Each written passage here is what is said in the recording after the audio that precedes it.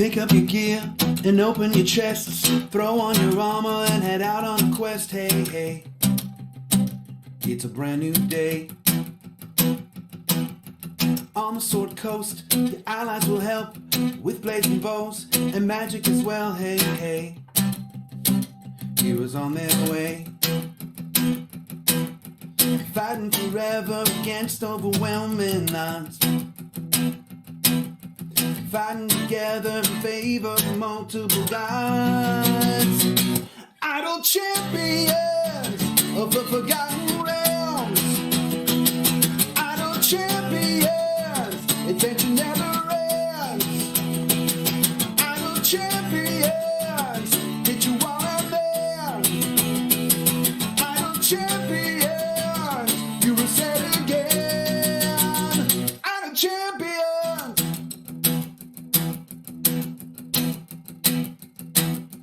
From Waterdeep to Icewind, head out to show, or Shadowfell, hey, hey.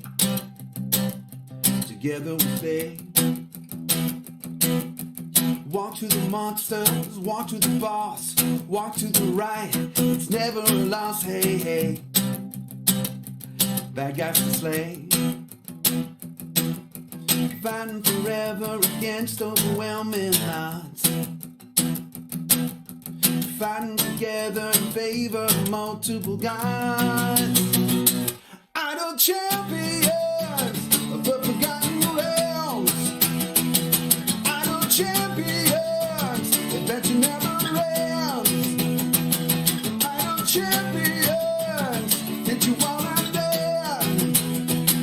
Idle champions, you will say again. Idle champions.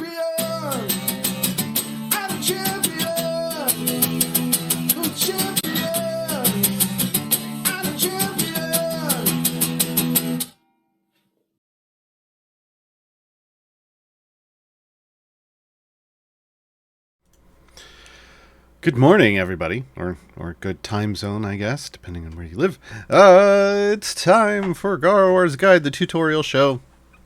I'm Garwar. Today we're going to talk about Baloth's Gladiators of the Black Pits. This is a free pack coming to the Epic Game Store this coming week. But these are cool champions just to have in general, so we're going to talk about them. For those of you on Epic who have an Epic account, you'll be able to get these just by logging in later this coming week as part of the December celebration, as part of kind of the kickoff for that. And then later this week, there's going to be Idle Champions Presents the Black Pit. Now, not all of these champions are going to appear in that live play show. I don't think. We'll see. Who knows? I haven't seen it yet. So it might happen. But yeah, we'll talk about that next week. We'll talk more about that next week. So if you haven't been to a tutorial show before, the way the tutorial show works is to talk about stuff for like an hour. And if you have questions, you can ask questions. And Martin is with me today, grabbing questions out of chat and putting them in a document for me. I will answer them in the second half of the show. Yeah. So that's what we're doing today. We're going to talk about these champions that are on the screen. I figured since we're talking about the Black Pits, we may as well go to an Underdark level. I picked like the worst one because it's the Demon Lords of the Abyss. So there's going to be some, horrible, nasty things on the screen, and just deal with it, I guess. All right, let's dive in.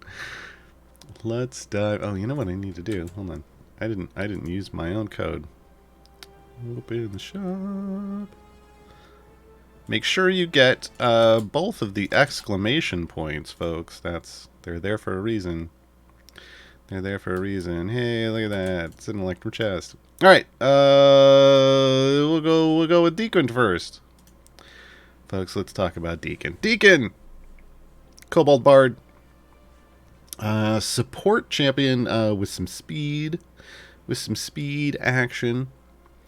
Deacon's basic attack is building suspense. Deacon takes aim with his crossbow and fires at a random enemy, which is fine. Deacon's not the DPS, so he can shoot at whoever he wants.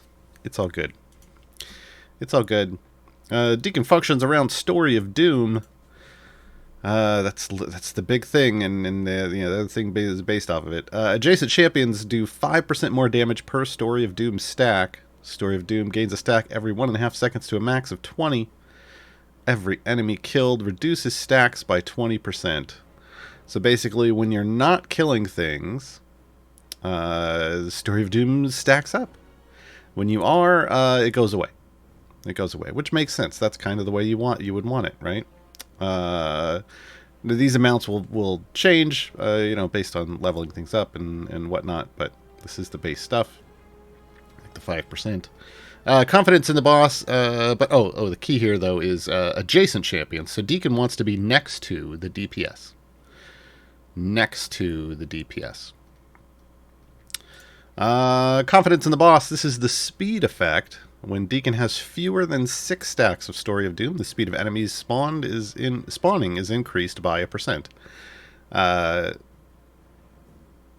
This basically means that when you are killing things quickly, and he has no stacks, then you go real fast. Well, not super fast, but you go faster. So speed of enemies spawning is one that gets the question that gets asked a lot. Like, what is that? It's basically the speed from which an enemy goes from the right side of the screen where my cursor is to this point where they're starting to be hit by stuff. That's what it's supposed to be referring to. Now, this weekend we have a fun little interaction where confidence again the boss is buffed by weekend buffs. And so is Whittle's Vampiric Gaze, which does a similar thing, and then so is Melf's Speedy Supplement, which can do a similar thing. And if you get all these things going and maxed out at once, like enemies appear to zoom all the way over here to the left side of the screen. It's a weird little interaction where it doesn't just move them to here, it actually moves them all the way over here too for some reason. But in general, it's going from here to about here, which you would think, well, that isn't that big of a deal, but it can cut time off every level, and when you're doing hundreds and hundreds of levels over and over and over again, it saves you lots of time and makes you more efficient. Right? The nice thing about Deacon is, kind of spoiler, this ability, the speed ability, doesn't have an item that boosts it, so you don't have to really worry about, gearing Deacon up to get his speed. Deacon is a speed champion that's great for people who just want to grab a couple speed champions out of Time Gate and know then they're not going to have a lot of gear, and you get the effect right away. Now, the specializations for Deacon affect kind of how he works, like alter how one of his ability works. So, Doom. Deacon's Story of Doom now affects all champions. So if for some reason you can't place Deacon right next to the DPS, you can make it affect everyone at no cost, right? It just says it now affects everybody. Epic Tale of Little Kobold increases the effect of Deacon's Story of Doom ability by 100%. So if you can put them next to the DPS, then you get a double bonus, right? 100% bonus. And then Boss wants speed. If you just want all the speed out of Deacon, you get double speed. Boss wants speed. So pretty straightforward. When you're using Deacon, there isn't a whole lot going on. Troubadour Troop is the final thing, and this increases the damage of all champions by 100% for every bard in the formation. This does count Deacon. So if you do happen to have, there isn't really a meta all bard formation currently, but if you do happen to have a bard or two in your formation, you're going to get a little bonus from Deacon. That's it. That's all the Deacon stuff. Ultimate, Deacon shouts Doom as loudly as he can, dealing massive damage and buffing Story of Doom. And it's basically, it sets Story of Doom to max for 30 seconds. So if we hop to the next level, boom. He's gonna dance around and go Doom. And then, it's supposed to set for some reason his overlay isn't working. Deacon's supposed to have, is one of the few champions that has this great overlay, and it's not I guess it's bugged, or it's not showing up on this adventure. Deacon usually has the doom letters over his head. What's going on? Sean! Sean. It's Sean's fault. Anyway. Yeah, Deacon, usually you can tell Deacon stacks because they're over his head, and I guess we have a new bug, folks. I guess we have a new bug. Alright, well, anyway. Damage of all champions items, a pair of them. We get the Story of Doom, obviously. There's a Troubadour Troop. Again, no, there's not a confidence in the boss item, which is fine.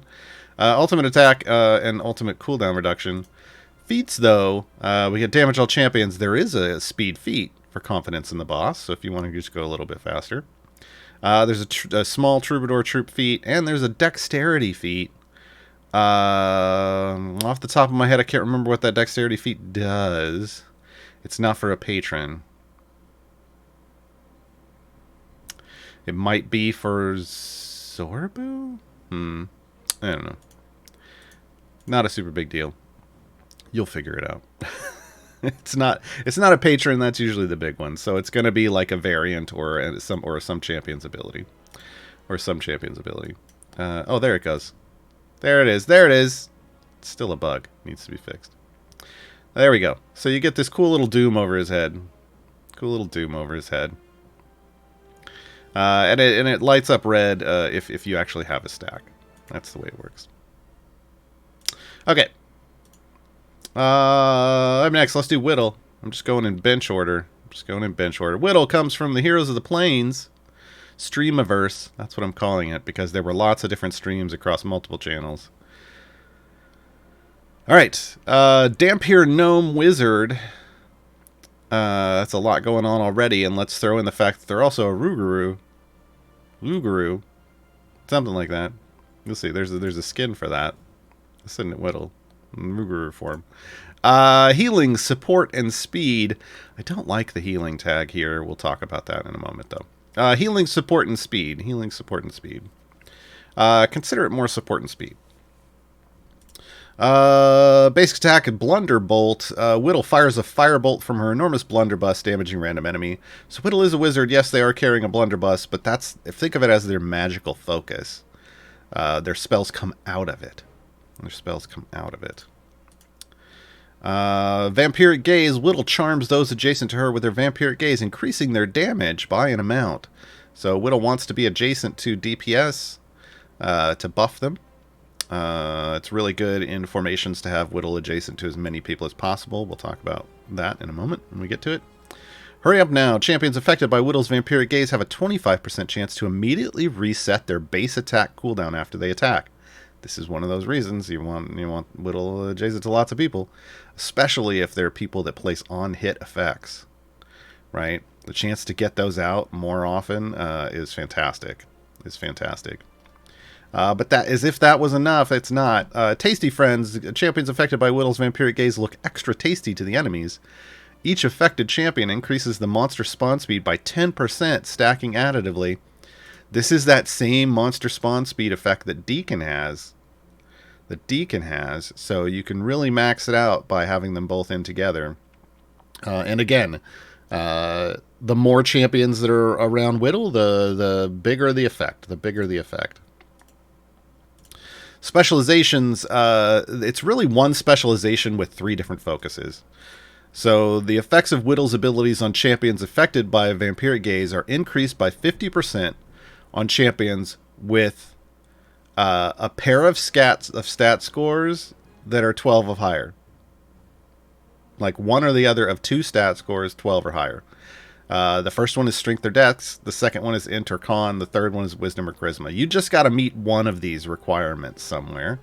They give you numbers of how many that are targeted down below. Again, this is kind of one of those bait situations. I've talked about this on streams before. It's not necessarily... I mean, it's kind of... Yeah, I mean, it is. It should be counting who's affected by Vampiric Gaze. So you do kind of want to go with the largest number. But ideally, you want to hit your DPS, right? Ideally, you want to hit your DPS. So what if your DPS is the one that isn't targeted? You don't know. This should really be This should really just be a list of the champions it's hitting. It should really be a list of the champions it's hitting. I'm just going to pick one for now. And we're going to move on. Hopefully they make a nice... I mean, this was... Having the numbers was a quality of life update on a lot of these specializations, but we really... Some of them need names listed instead. Only as slow as the fastest link... champions affected by Whittle's Vampiric Gaze have a base attack cooldown equal to the quickest of the affected champions. So once again, more speed. More speed. Once you get a potential base attack reset, but now this can actually make your base attack faster.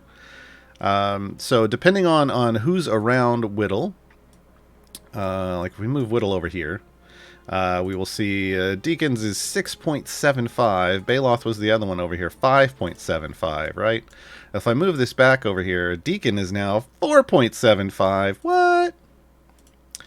And so is Baloth, because Whittle is 4.75. So the lowest speed is going to be affecting what's going on. Like Freely back here is 4.05 at the moment.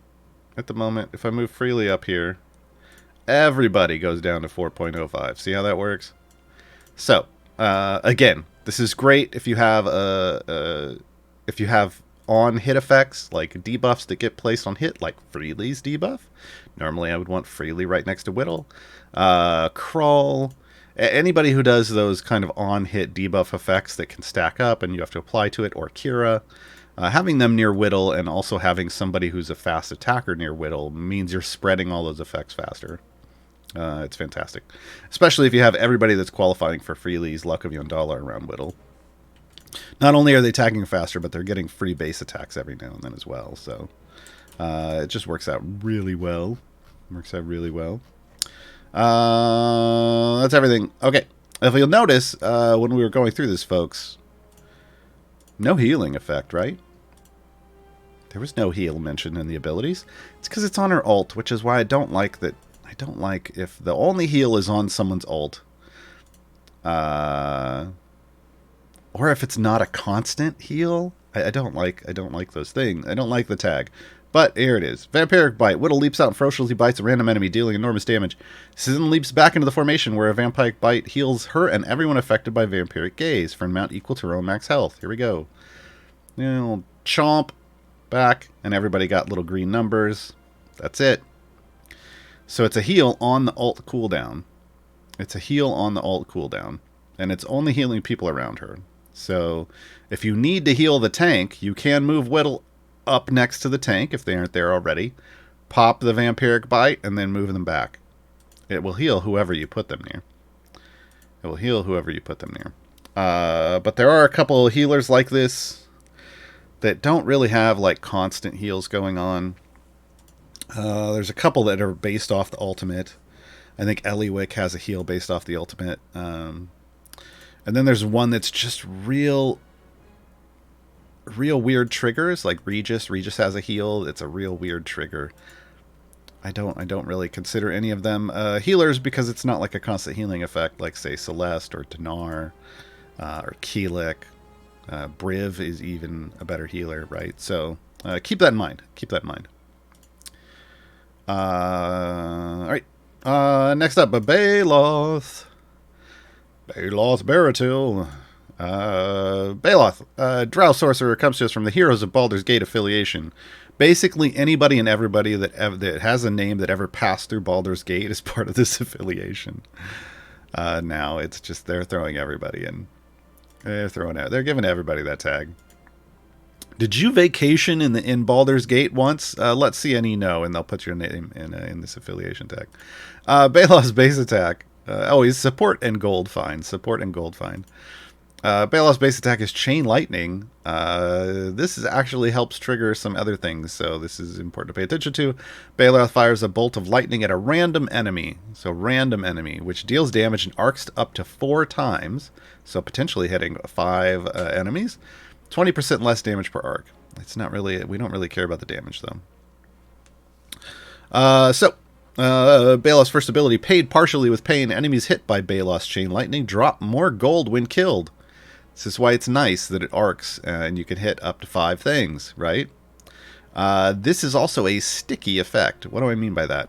I mean, if I tag somebody with paid partially with pain, and they have the effect on their overlay, and then I pull it looks like a lightning, like electricity across the body, and then I pull Baloth out and put somebody else in, the gold bonus sticks around until you kill them. Why is this important? Well, Azaka farming. So Baloth is great to swap in for an Azaka farm. Tag that single enemy that you have, and then put in somebody else in. Put Jarlaxle in, and you get the best of both worlds. You get the best of both worlds. So Baloth, great for Azaka farming. Just to come in and tag that enemy, and then pull them out and put Jarlaxle in. Cause for celebration. This is the one that you're like, this ability alone explains why he is evil. Enemies killed by champions in the column ahead of or behind Baloth. So you want Baloth either in front of the DPS or right behind the DPS. So enemies killed by champions in the column ahead of or behind Baloth explode into magical paper confetti, dealing damage and slowing enemies near them by 50% for 10 seconds. The damage done ignores debuffs and is either half of the hit that killed them or 1/4 of their max health, whichever is higher. So it's gonna choose one of those things, whichever is the bigger damage, and it's gonna blow that damage up in a circle and slow everybody that gets hit. This effect can chain if the explosion kills an enemy. So if that explosion blows up and then it kills another person, and then that person's gonna explode, and it's just confetti everywhere. It's just confetti everywhere. Oh, jeez. Baloth basically turns enemies into loot pinatas. Literally into loot pinatas. Morbid excitement. Morbid excitement. This is actually one of the bigger parts of Baloth's kit. I know he's got some cool stuff already. He's got a gold bonus. He turns enemies into loot pinatas. But morbid excitement is one of the two buffs. Like, so far we haven't seen a buff yet, right? So the two big buffs, morbid excitement is one of them. All champions in the column in front of or behind Baloth. So again, the same kind of desire to either be in front or behind of your DPS. Do more damage per morbid excitement stack. Morbid excitement loses 10% of stacks every 10 seconds, and the stacks cap currently at 281. That cap can change. It can get real high. Stacks are earned for the following. An enemy drops more gold due to paid partially of pain. That gives you a stack. An enemy explodes in confetti due to cause for celebration. That gives you 2 stacks. A chain reaction kills an enemy due to cause for celebration. That's 3 stacks. A champion in any column in front of Baloth takes damage. That's 5 stacks. A champion dies. That's 100 stack. Well, we don't want champions dying. But what we do like enemies dropping more gold when they kill and enemies exploding. These are going to stack things up. Chain reactions are a little harder to get to make happen, but champions in the column in front of Baloth take damage. That's any column in front of Baloth, so the tanks are always going to trigger this if enemies are hitting the tanks. If you're dealing with a boss that does AoE damage to your party, and you want to make sure instead of, because sometimes people will put, you might put Baloth up here, right? In front of your DPS. Your DPS might be, this isn't real, but if my DPS was freely, this would be buffing freely, and it would also be, I would be getting damage from, if people hit Havilar, right?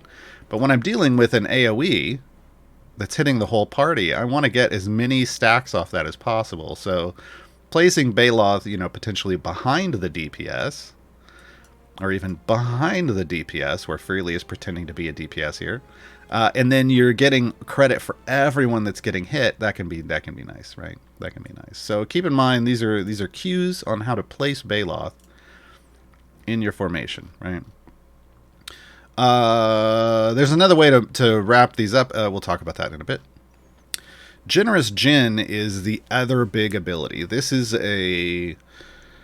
what we kind of call a manual, like a manual ability, manual play, like a more, mechanical thing that you have to do to make happen. I've done this on streams before. I won't be able to demonstrate it today because it takes you being near your wall. But I did it yesterday. I believe. Yes, on GG2E at the top of the stream. So yeah. Balos' Jinn servant Najim will bring any champion that dies back to life at 1 HP and make them immune to all damage for 20 seconds. So this is if someone gets hit with enough damage that it's going to kill them, Najim goes, nope! And you stay alive and you're immune to damage. For as long as the resurrected champion lives, the party's damage is increased by 300%. This ability has a 60-second cooldown.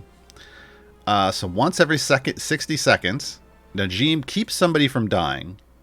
Most of the time, this is going to just be your tank, right? Because your tank's going to get beat on, they're going to take enough damage, and then you're going to have a 300% bonus. And I think that's how most people use it. However, you can manipulate it. You can let your tank die. Let them get resurrected. They're going to get a little Jinn head right in the middle of their body. That's their Najim mark, their Jinn stack. Then you go back a level. Well, they're going to keep that Najim stack, and you can actually then rotate each of your champions through and kill them all off, one by one, every 60 seconds. Everyone in your party will end up with a Najim stack. Everyone in your party will end up with a Najim stack if you do it right. And you can get bonuses in, with my items, I get bonuses that are like E12, E14. You get even if you're getting an EO7 or an E8 bonus, that's a big buff for just a little manual mechanical play, moving some people around. Okay, it does take a little bit to learn, but again, I've demonstrated this on some other streams. So check those out because it's basically just you let them die.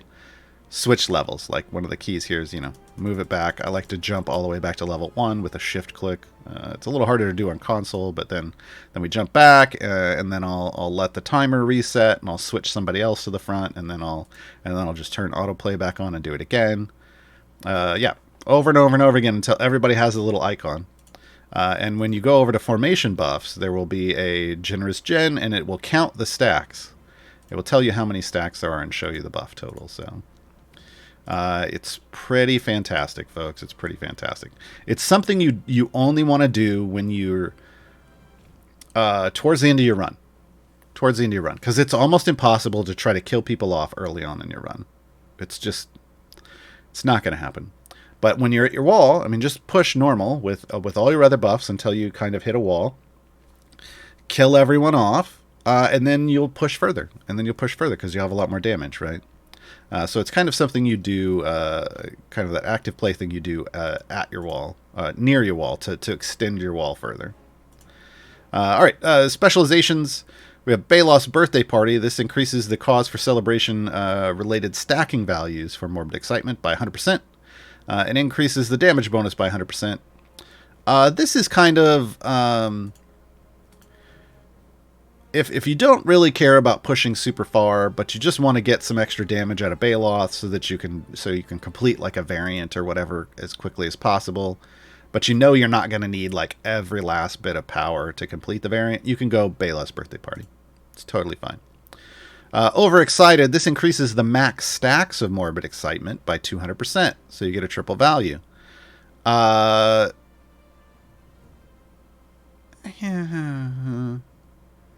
It's okay.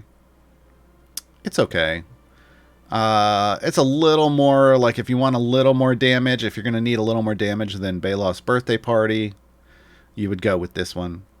But ultimately, the show must go on is kind of the classic Balos specialization.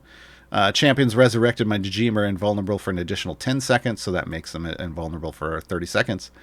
And increases the pre-stack damage bonus, that's the good way usually, of resurrected champions by 100%. So this gives you much more of a bonus to those Jinn stacks. And even if you only end up with like one champion with a Jinn stack, like your tank just falls over at your wall and pops back up again, the show must go on then ends up being more efficient. But it's definitely way better if you have lots of stacks, right? So that tends to be what you go with. Now, there is a way to manually manipulate Baloth's Morbid Excitement stacks. We did say there's ways to earn them, but there's also ways to manually manipulate them, and that comes under... Now, that's an entrance, which is the ultimate attack that comes after your specializations. Right here, this is Najim, if you want to know what Najim looks like. It's this icon. Najim streaks across the field, dealing massive damage to all enemies, pushing ones that survive back slightly, but more importantly, increasing Baloth's excitement stacks to max. So right now, we have a max of 2,247 stacks, but I only have 129. If I hit this, we'll see Najim streak across the field real quick. And then I come over here, I am now at 2,247 stacks with an E10% bonus from that. So using the ultimate for Baloth is actually a power boost button. It's a power boost button because you're going to get max Morbid Excitement stacks, and Morbid Excitement stacks are power bonuses. So when you're pushing at your wall, when you're trying to kill a boss, you know, pop in Baloth's ultimate... along with any other damage boost ultimates, are going to help you do as much damage as possible. As much damage as possible.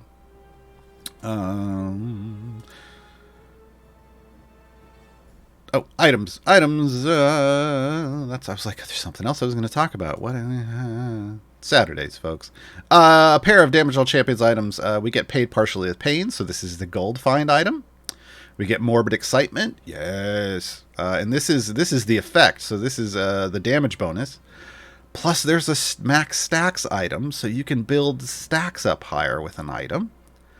Plus there's a Generous Gen item. Look at that, folks. Baloth, super efficient with his items. Six that make everything better. The only thing that isn't a damage bonus here is paid partially with pain. But hey, gold. Who's going to say no to gold?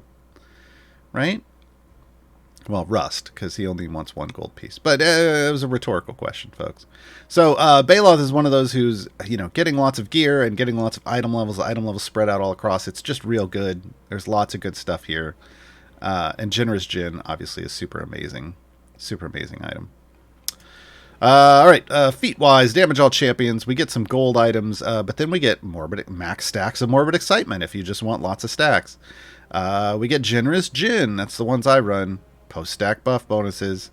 There's more Morbid Excitement, but this is the effect of Morbid Excitement, right? What else? More gold. There's a paid partially with pain, which I should probably pick up. Ding. And more Morbid Excitement, right? So lots and lots of feats for Baloth. Depending on how you're using them, right? So if I'm pushing, I usually would want the Generous Gen ones. If I'm pushing super deep, I would want the Generous Gen ones.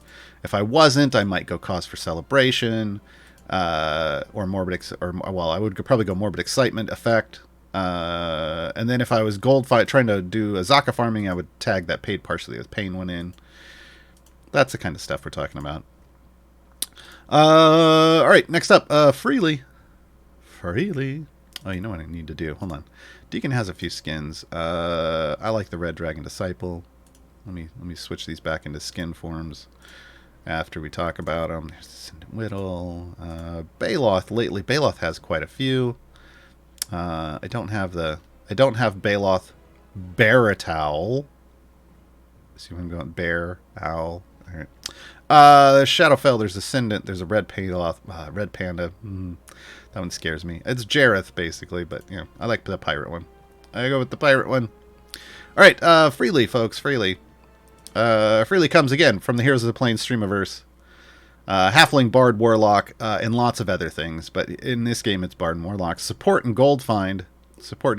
Eldritch Blast, base attack. It hits a random enemy. Just hits a random enemy. The random enemy thing does matter because it needs to hit random enemies, and you'll find out why. Right off the bat, first ability is something that is kind of unique to Freely. We don't have another one of these right now. For each Adventurous Tale, for each area completed with Freely in the formation, Gain a percent bonus to the divine favor you earn when you complete your adventure. Normally, only gold contributes to the favor you earn. Freely has an ability. Basically, use Freely on your deep favor runs. Have them in from level 1, and you get a huge bonus. I demonstrated this again yesterday on the VOD. For those of you who are watching this live, if you want to go back and watch the VOD from yesterday, I ended up getting over 100% more favor than I would have gotten just by having Freely in the whole run. So hey, why not? I mean, Freely's a good pushing champion anyway, so why not have him in the whole time and get even more favor than you normally would.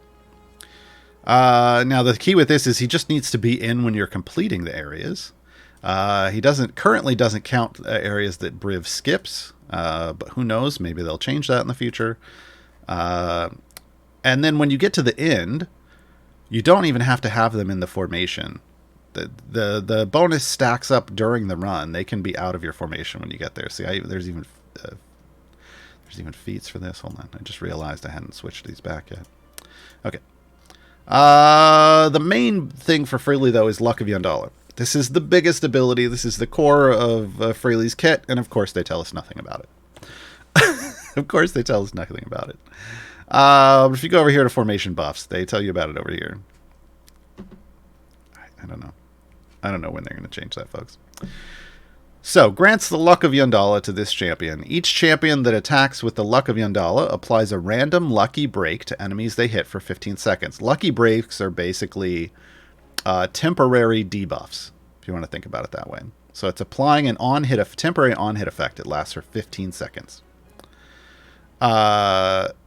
Opportunity is the damage debuff, so it makes enemies take more damage. The target takes 100% more damage per application, stacks multiplicatively. So that means each time Freely or somebody else, which we'll get to in a bit, applies an opportunity stack to an enemy, those effects stack multiplicatively.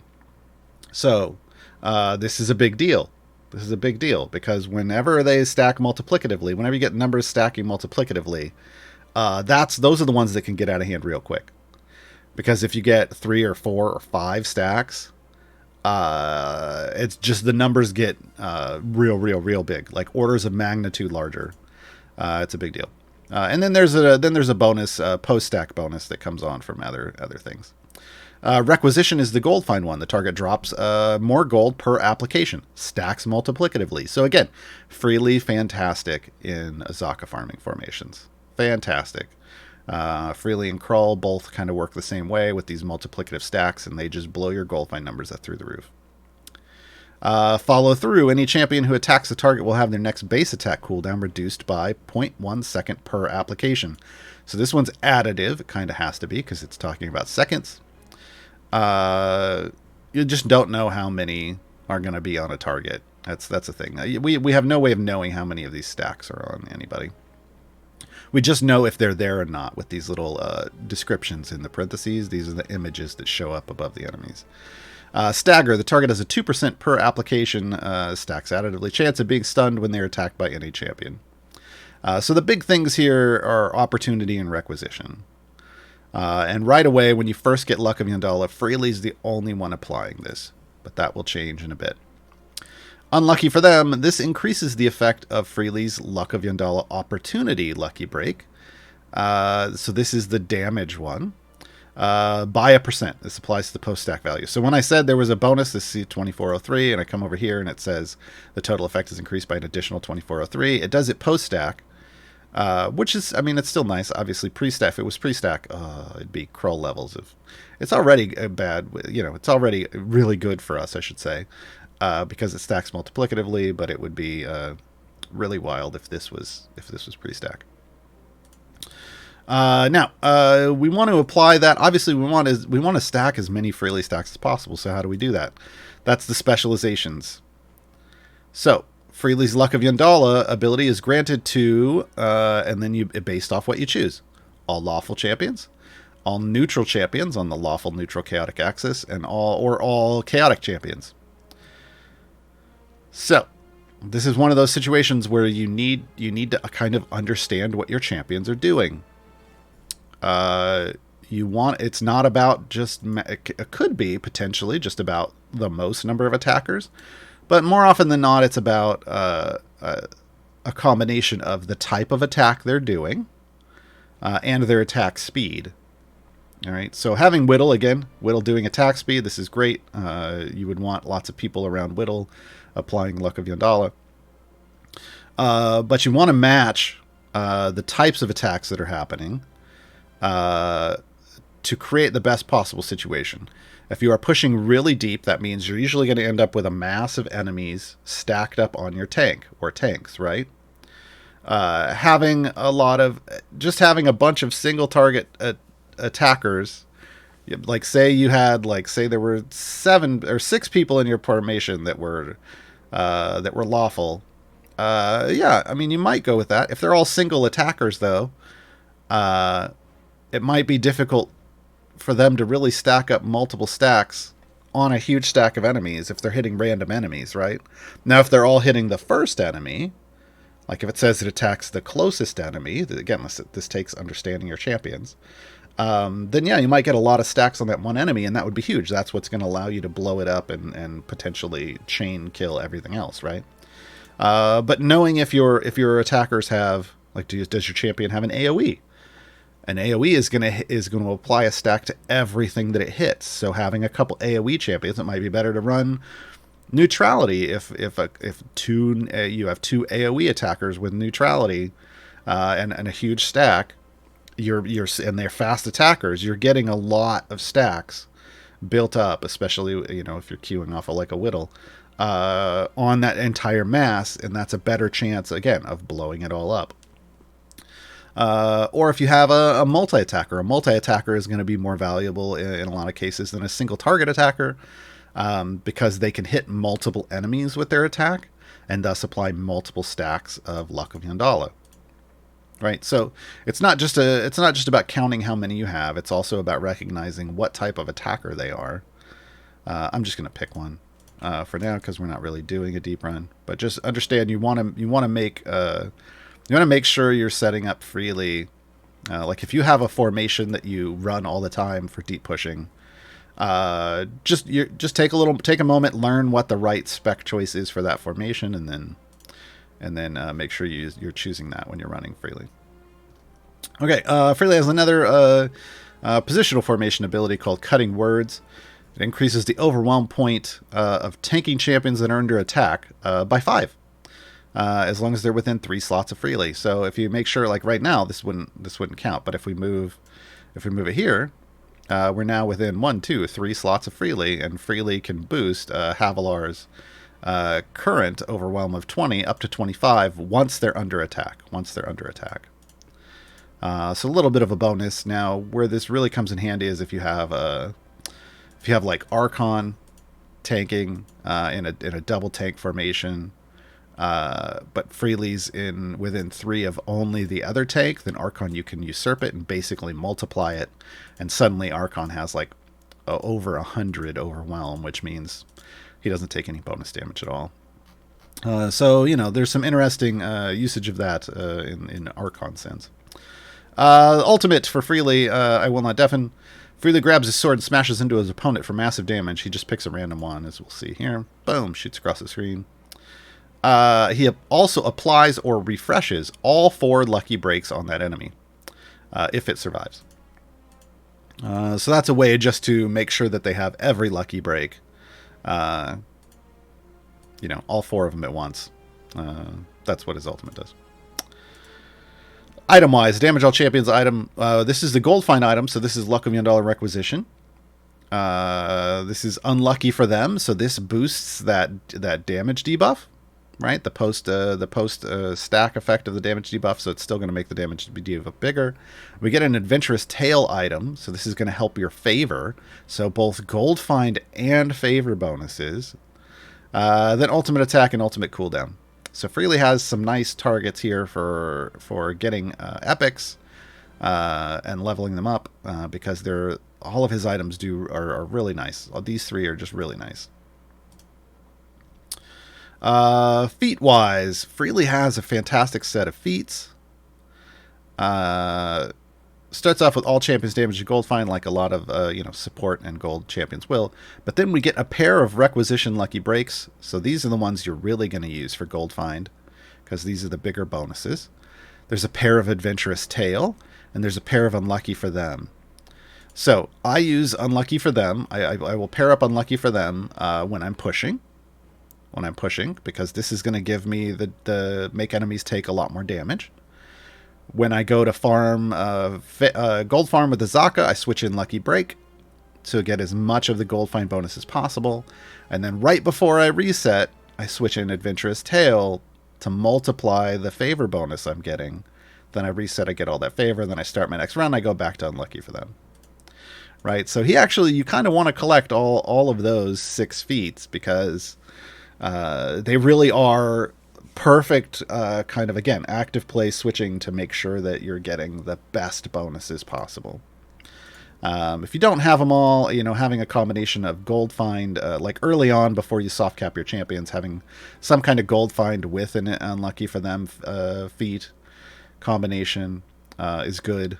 But ideally, you're going to end up specializing into the good stuff as you get them all. Next up, Havilar. Havilar is a tiefling fighter coming to us from the Brimstone Angels novels. These are the novels by Aaron M. Evans, who does a lot of the adventure writing here in for Idle Champions. It's free to Havilar and Mehen, their adopted father. Havi is tanking support and speed. Now, the speed comes with an asterisk because it's not an always-on speed effect. We'll talk about that when we get there. Base attack is Glaive Thrust. Havilar cleaves the closest enemy with her glaive, hitting all nearby enemies. So that means it's an AoE attack, but done based off the closest enemy. Ultimate, you get right away. Summon imps. Mott and another imp are summoned. The imps attack with the fire of Asmodeus. Once we pull these out, there's Mott, and then there's 3 different imps that can rotate through: Dembo, Alla, and Bosch. They're different colors, so you can learn the colors. They always come out in the same order. So you're always going to get Dembo first, and then Alla second, and then Bosch third. They attack with the Fire of Asmodeus, which is a small AoE. Let's bring them out. Boom, there we go. So that's what they look like, and they'll fire off their little fireballs along with Havilar's basic attacks. As soon as the ultimate is used, Havilar's ultimate attack reverts to summon imps with a short cooldown. Oh wait, now that I have them summoned, the ultimate changes to Heroic Sacrifice. My bad. The imp that isn't Mott, so either Dembo, Alla, or Bosch, flings itself at the nearest enemy and explodes, dealing massive damage in a large area and slowing all affected enemies. So you get a nice AoE damage burst and a slow effect. If you do this repeatedly on the same enemy, the slow effect stacks infinitely until the enemies just don't move. Again, I demonstrated this yesterday on Gar's Guide to Everything while doing a Zaka farming. We froze a boss in place by just doing this ultimate. Here we're going to go. Flings across. There they go. Boom. Exploded. Now Demo's going to leave here in a moment. Or Mott's going to leave here in a moment.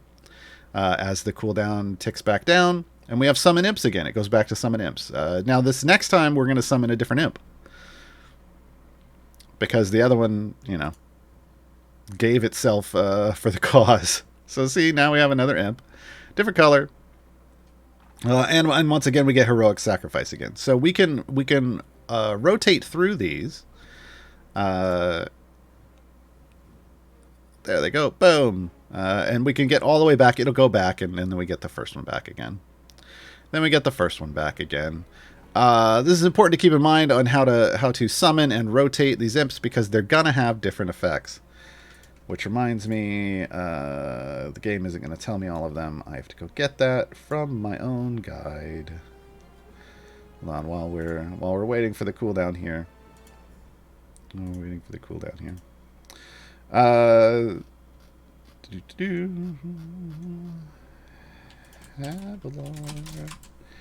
There we go.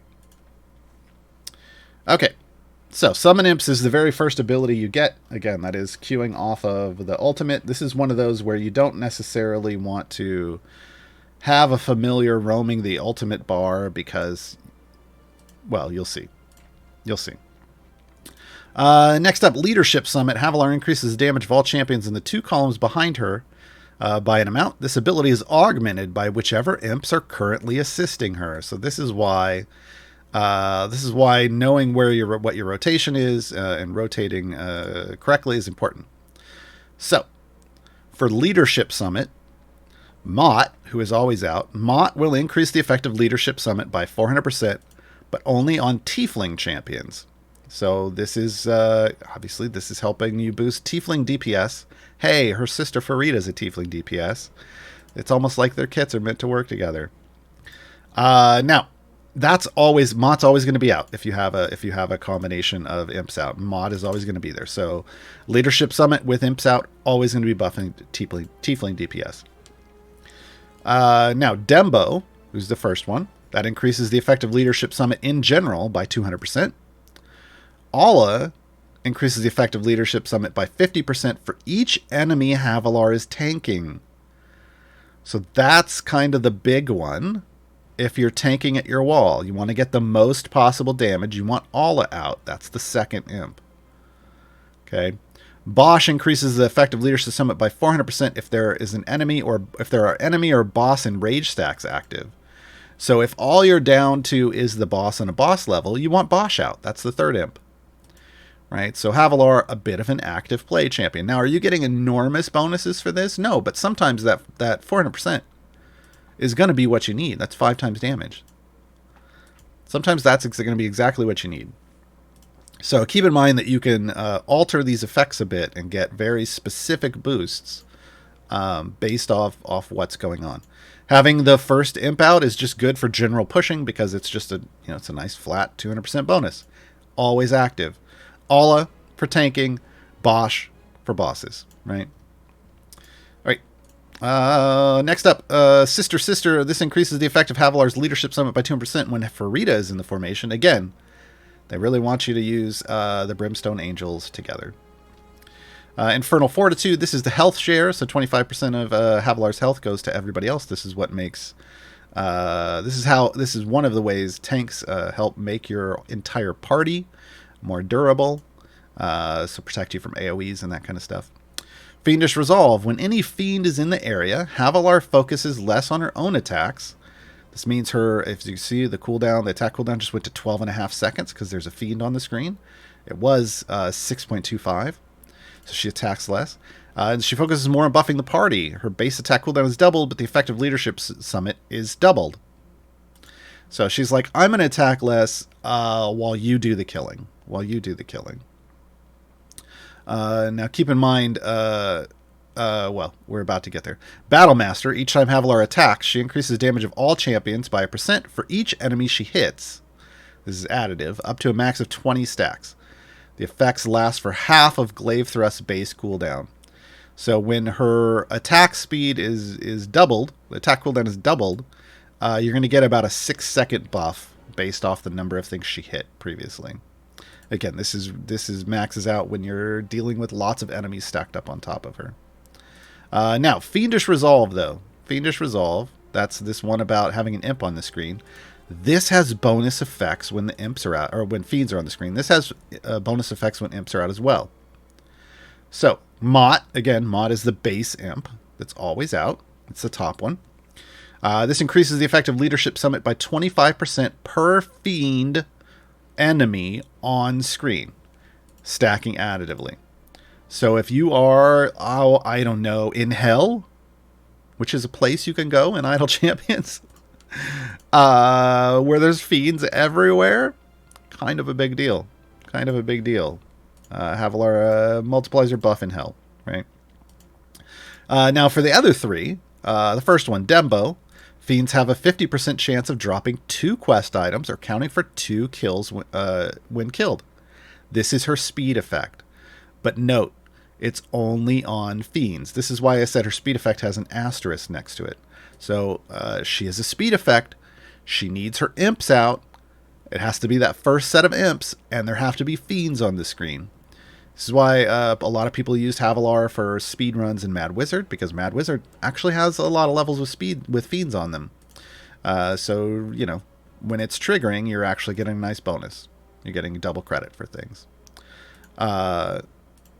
If you're not actually now hitting that ultimate to make sure the fiends are out when you're doing speed runs, no speed effect.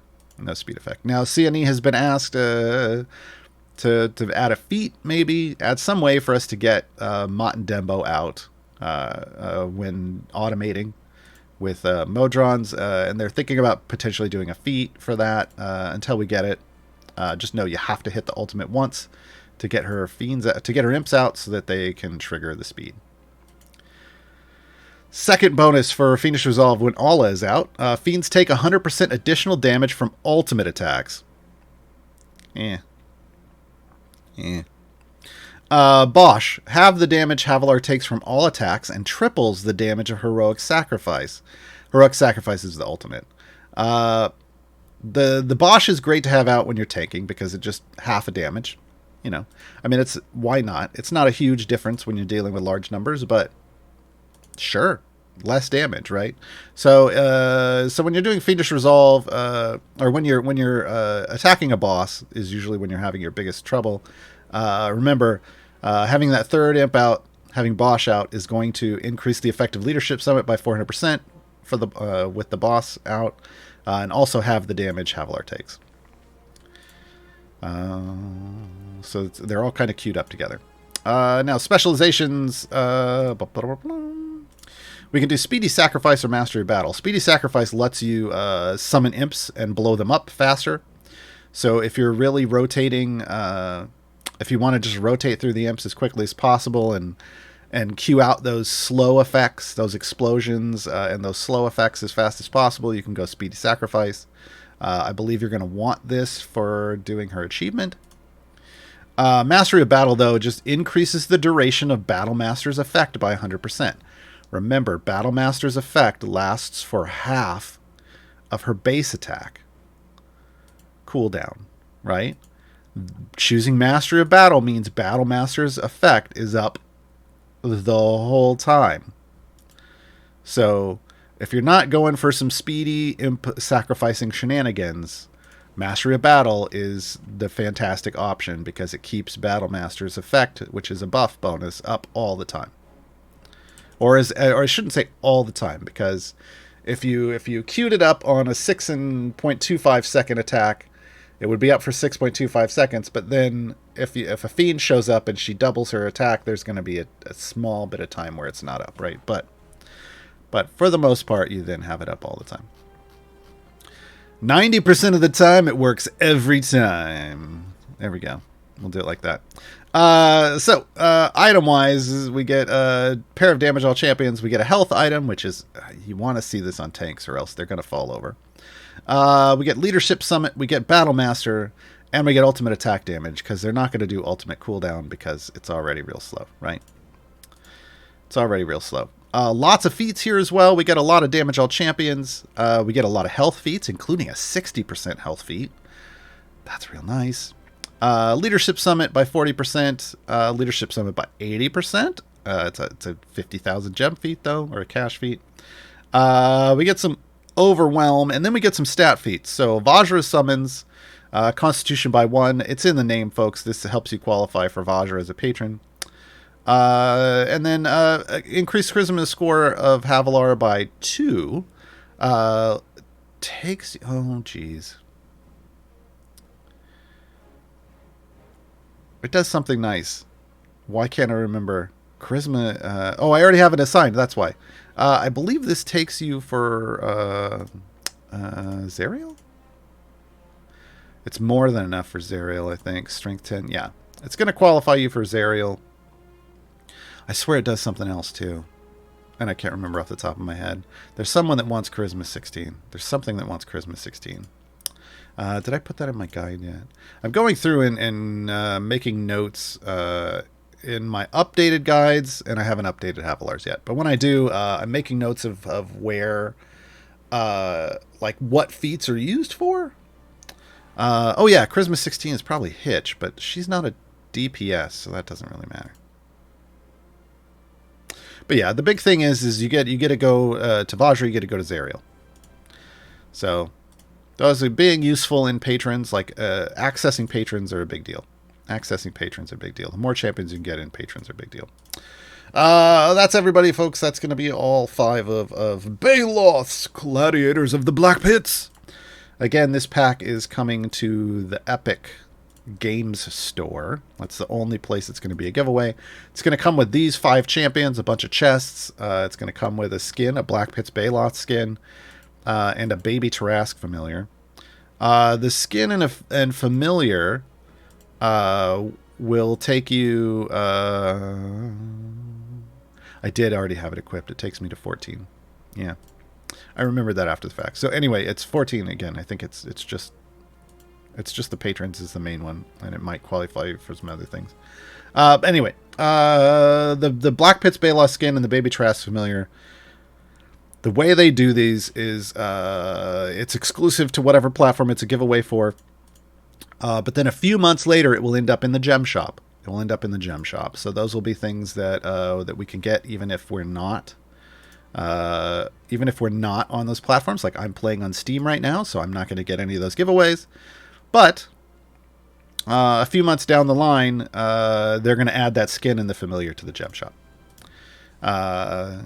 So yeah, and they do giveaways. They try to do giveaways like this on different platforms. It's really kind of up to the platform, honestly, folks. As odd as it sounds, some platforms don't want them giving away things, and they make it really hard. They'll either tell them absolutely not, or they'll make them jump through lots of hoops because platforms don't like to give away money. And these are things normally you'd be paying for, right? You might potentially be paying for, and they're just like, no. So Epic Games is a little freer. They tend to get giveaways more often because Epic Games is like, yeah, sure, do whatever. We're down. Okay, folks, so we're going to take a short break, and then we'll be back. We'll be back. Saturday, folks. Musical interlude. Well, because this is Baloth's Gladiators of the Black Pits, we're going to listen to Baloth the Entertainer from Bardic Inspiration. Be right back, folks. Ladies and gents, welcome to the Black Pits, best show in all the realms. Here is your host, provider of the smash hits, Baloth Baratil, one of the world's top 5 spellcasters, slayer of Tiamat and fake Hal Lassner, chaotic evil but a first disaster.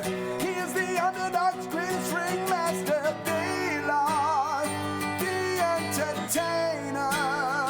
His empire's vast and it's wide, even extra player. Baloth the Entertainer. Just a sign on the line, and you're on a retainer. Baloth the Entertainer. He'll make you a star.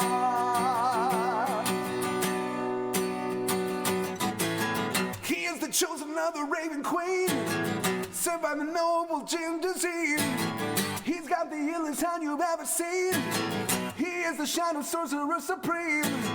He's got the one of Orcus in his grasp, stolen from him by the goddess mask. He hangs it with his bloody glass.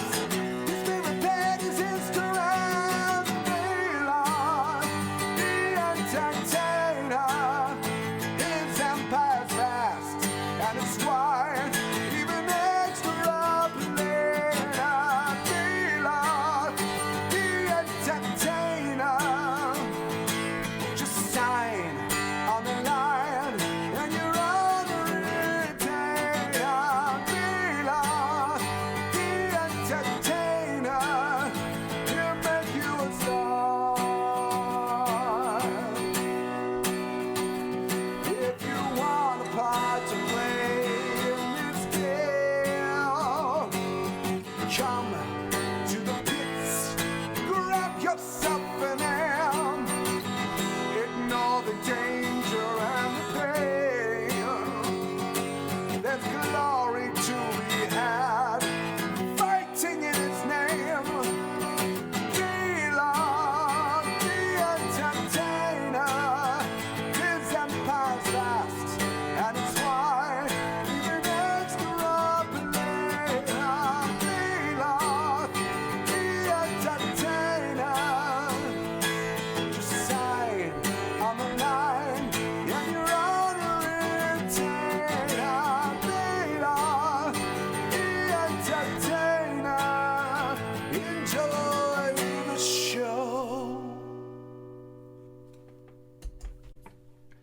Fantastic. That one's the clip. Yeah. That's the clip. I'm so thrilled. I'm so very thrilled. That's the opening song for D&D the musical, folks. No, that'd be great. That'd be great. No, that would be the opening song for The Black Pits the musical, I think, which is a few musicals in. We're probably a good 20 years out from that. Yeah.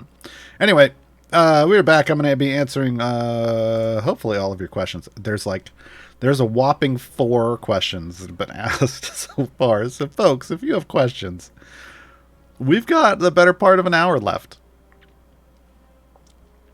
So give me something to do. Please. Maybe. Wednesday. Will there be an updated version? I'm not even going to do just the ones on topic because I don't think I think there's only one on topic. Will there be an updated version of Garo's Guide to Speed Champions? No, because that was like a tier list, if I remember correctly. I'm not doing tier lists anymore. Too many negative commenters. It's just not. You get so much hate making tier lists because if people don't agree with your choice, then like I don't know, they want to argue with you, and it's like I don't. Look, if you don't like it, go make your own tier list. There's not everyone can make their own. Let people go to whichever ones they feel is the most correct. I don't know. Anyway, I don't do that anymore. PMM 3437. Am I wrong to consider using a gold find champion along with Nahara and a beginner gem farm team?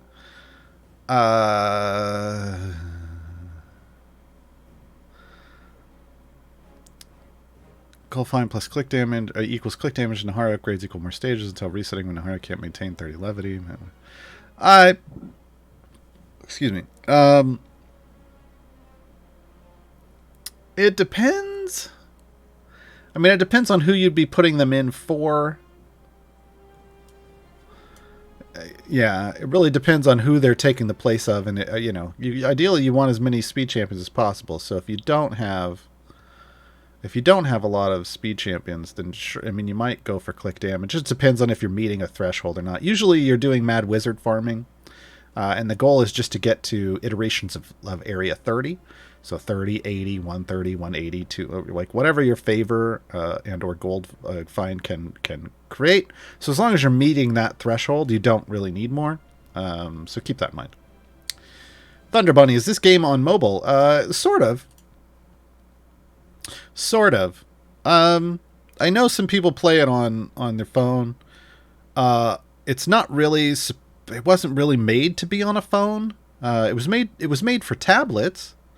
But then one of the service providers classified a phone as a tablet, and the next thing you knew, it was on all the phones. And then they were like, "Fine, but we're going to put a disclaimer on it that says, hey, this isn't the best. The UI isn't necessarily going to work great." So I would say try not to play it on a phone, but it is. Just know it's real. They're not really gonna support. They're not gonna build out. It's to my understanding. Every time they get asked, they're not looking at redoing the UI for phones. So yeah.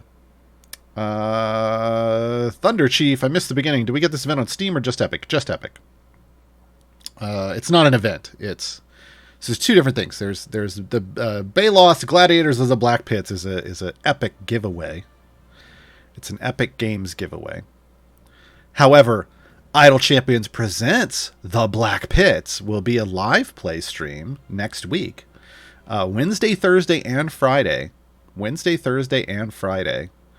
Couple hours for each episode, so we get to watch all of it, pretty quickly, all in the same week. Instead of, they used to do it one a week.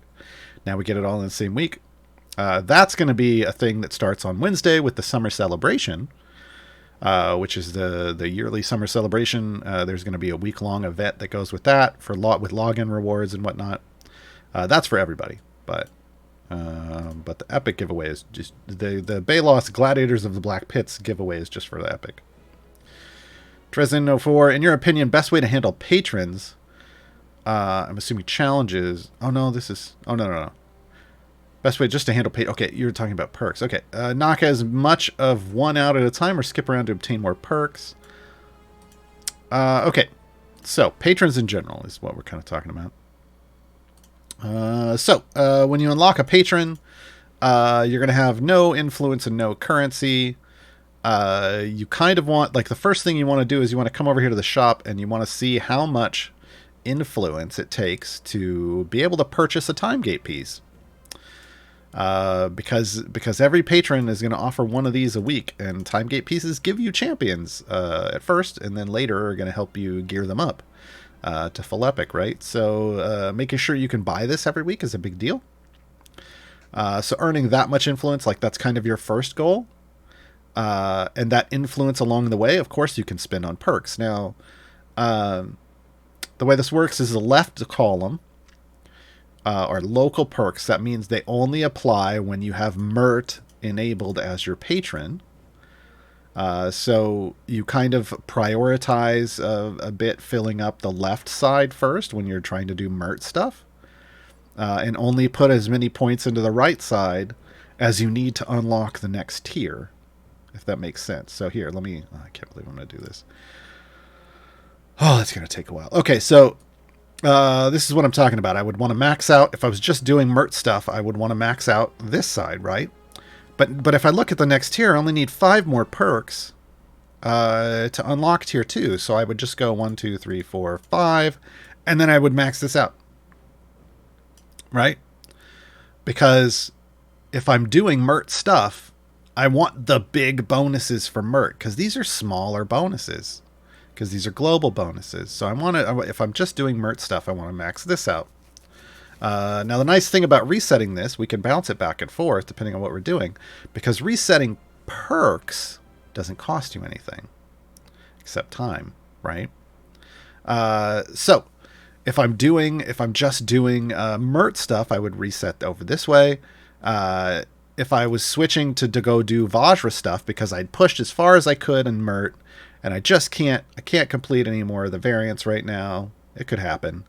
And I'm going to go do Vajra stuff, then I would reset again, and then I'd do it the other way. I would max out the local, or I'd max out the global, right? And then I would do this side. Because then I'm taking these global bonuses with me when I go to do Vajra.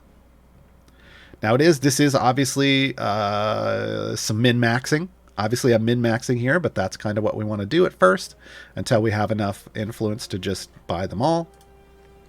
You want to alternate what the focus is so that you're getting the most damage possibly to clear as much as possible, right? And you can keep doing this. So like now it's going to tier 3, like that first one is real easy, right? Going to tier 3 though, 10 more perks. Well, I don't necessarily just want to just throw 10 into one of these. I want to look at what the costs are, and I want to go with the cheapest ones. I need 5 more. It turns out I am going to be able to buy all of that, but who knows? You never know what it's going to look like. So there's that, and then I would do this, right? And then I'm going to look, I need 10 more again. Well, okay, now I'm going to throw one here, and these are going to go here and here. I'm kind of going to alternate back and forth because that's the way the numbers are working out until I have all of it there. And then I've spent the cheapest amount, right? And then I go here again, right? So you want to, early on, you want to kind of spend optimally to max out the side that you're working on. If I'm working on stuff that isn't Mert, I want to maximize my global. If I'm working on Mert stuff, I want to maximize my local, and I want to switch everybody else to also fit that. And I can reset this influence as much as I want. With patrons, you can reset influence as much as you want and not lose anything, because influence is a finite resource. It's not like blessings. Blessings are an infinite resource. Favor is an infinite resource. You can always go earn more favor on a run, so they charge you a little bit. Arguably, they could probably get rid of that at this point in the game, but they do. Whereas there's no way to go out and get extra influence. Once you've done all the variants that exist, that's it. You can't farm influence, right? So bear with me while I click all this up.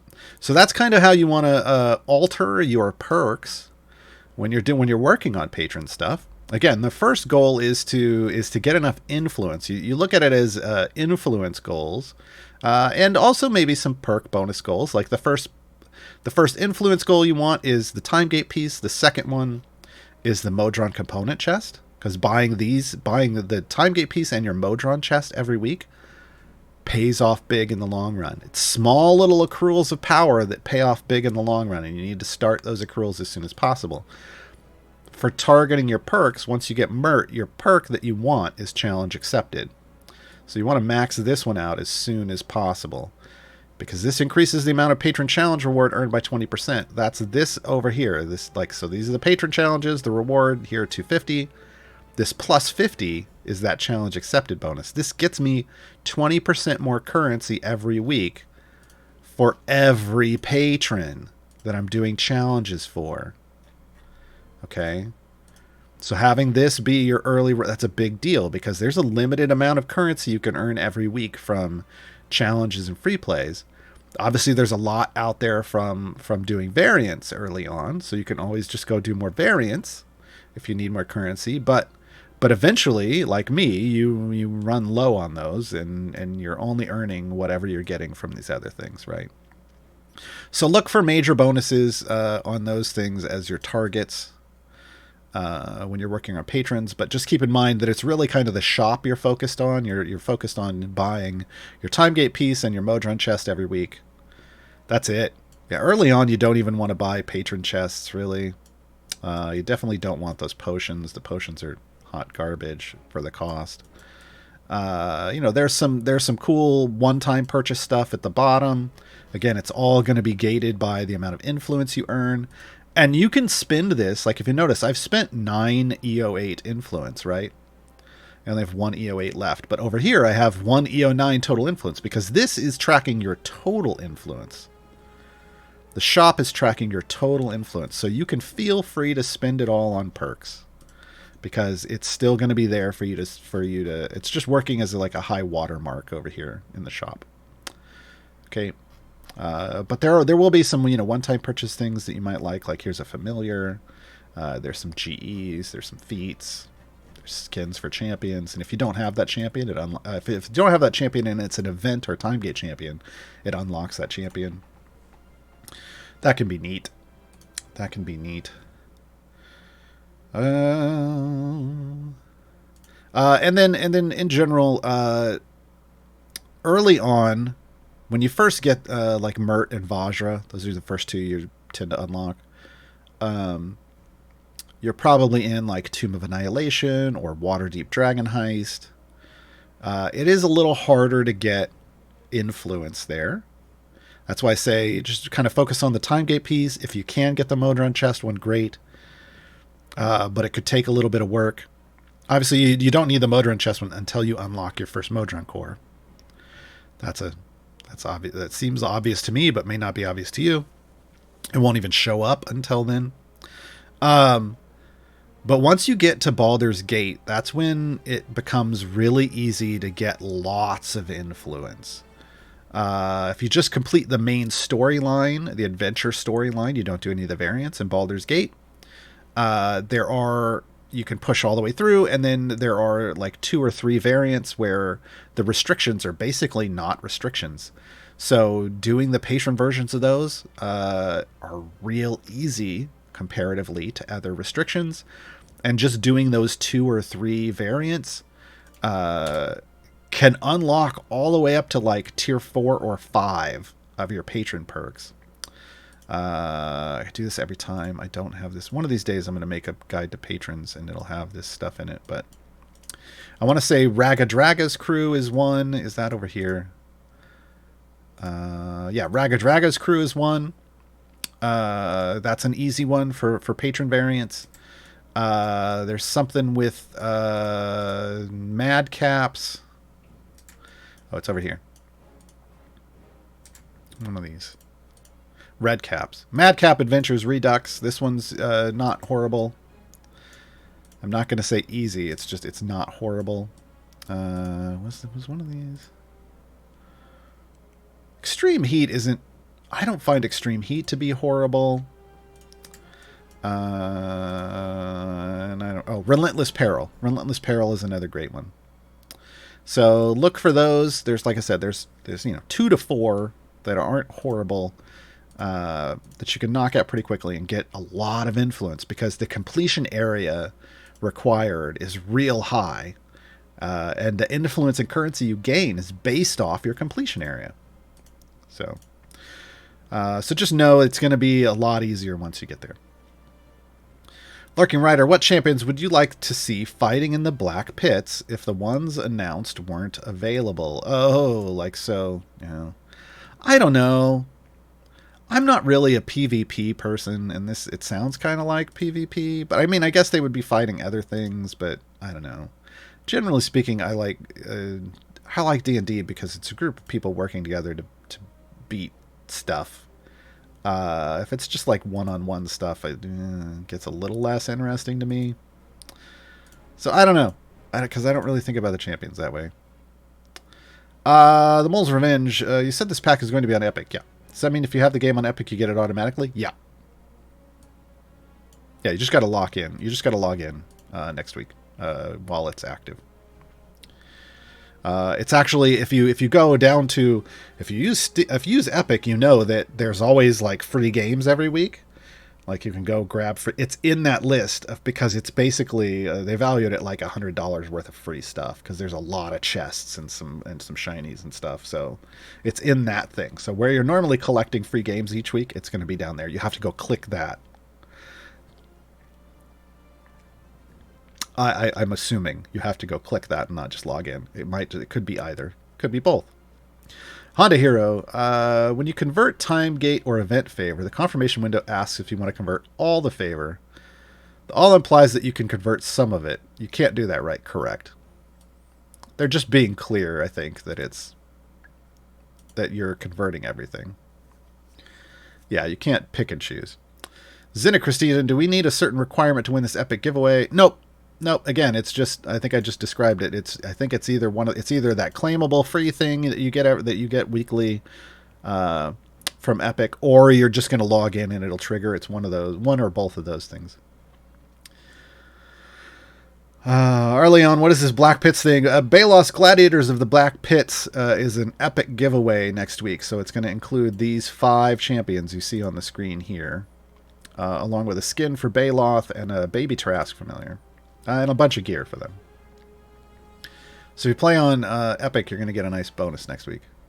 Lurking Rider, you've always got at least a few really insightful, important questions ready to ask on Dev Insights every week. Well, not every week.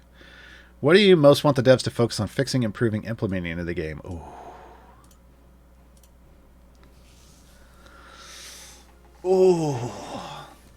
A couple things they're already working on. I think it's just...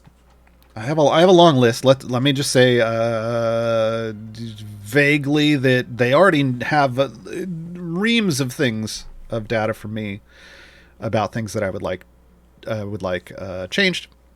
But obviously, right at the top of the list of things I would like changed, Trials of Mount Tiamat and the Legendary Forge. Clearly, I would like an end game that actually functions, and offline background progress. They're in the process of rewriting offline background progress from the ground up. I'm really excited to see what a rebuilt version of that does. That's built with all they've had a couple of years now of experience with trying to fix offline progress, and they've finally realized, you know what? It would be better if we took all the knowledge we have learned about all the things that can go wrong and rebuilt it from the ground up, addressing all of that. It would make it easier for us to fix bugs going forward and also activate all the abilities people want in the background. That's what they're doing. So I'm looking forward to that happening. I know they're already working on Trials changes, and we're just waiting to see them all. Hopefully Trials in the Forge. Those are the big two, because I think those would be hugely impactful. I saw somebody mentioned bugs and crashes. I mean, that's just ongoing. That's literally ongoing in development. So I don't really. I guess I kind of just consider that's their regular job. Like, it's not necessarily what do you most want the devs to focus on fixing, improving, or implementing.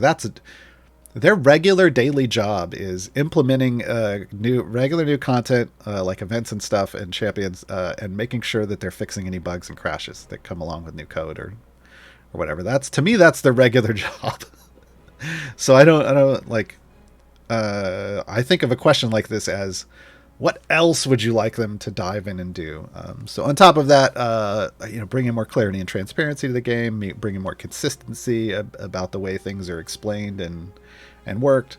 I mean, obviously, I have I have a guide for every champion in the game, plus a bunch for new player systems and stuff. And those guides get made because when I look at the game, I'm like, oof. I don't have all the information I need to make good decisions. So I collect that information for me, and then I share it with everybody else. There's an argument that if that was all available in the game, then I wouldn't have to make any guides, right? So yeah. Yeah.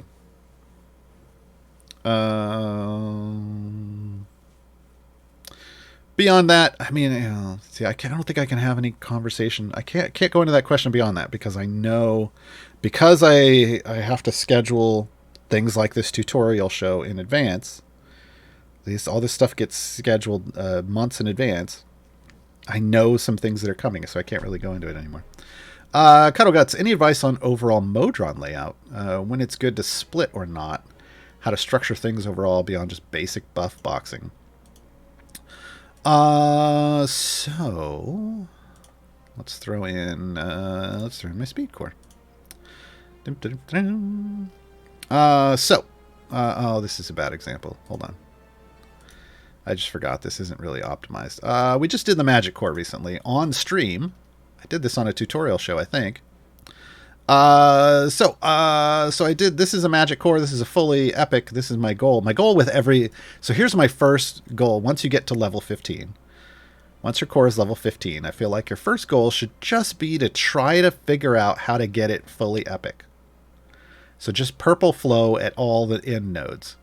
Now that isn't purple flow everywhere, because you'll see a lot of white flow through here, blue and green. That doesn't matter. What matters is, are they ending up purple at the end, right? Are they getting purple at the end?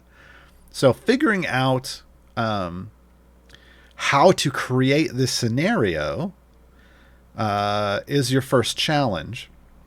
And it was a little difficult for me with this one. If we hit, I think I have this saved, right? Yes, okay. I think. Yeah, well, we're going to clear it anyway. Who knows? Maybe I'll have to remake it. Getting this was a unique challenge because this is every Modron core is laid out in a unique way. And you kind of have to, one of the challenges is wrapping your head around how you're going to move the flow around the core, where to split it. Is it going to, are we just going to tackle different things? Or are we going to loop and come back? You kind of have to figure that out, right?